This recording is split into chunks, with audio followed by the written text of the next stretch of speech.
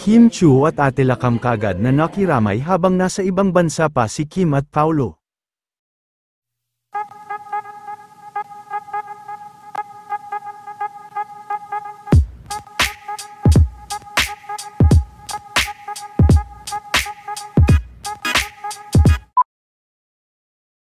Sa kabila ng mga naging ganap at mga interview nila Kim Chiu at Paulo Avellino, sa Los Angeles, California, ay talagang hindi pa rin nakalimutan ni Kim Chiu si Mother Meg, at kaagad itong nagpadala ng mga bulaklak para dito. Maging si Ate Lakam, at iba pang artista na malapit dito, ay kaagad din na nagpaabot ng pakikiramay. Ilan din sa mga fans ni Kim Chiu ay bumisita ngayong gabi, bagamat wala pang inilabas na dahilan ng pagkawala nito, ay humihingi naman ng tulong ang ilan sa mga fan group para mai-settle ang hospital bills nito at kanyang burial expenses.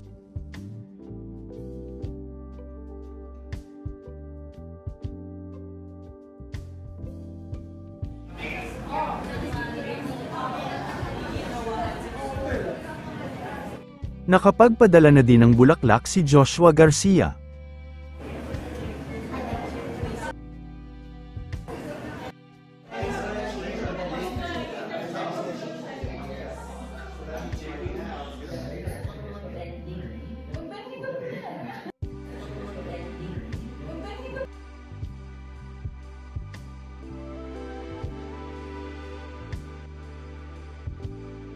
Guest naman sa Showtime kanina ang matalik na kaibigan ni Kim na si Angelica, nakasama din ito si Ryan para sa vlog ni Ryan Bang.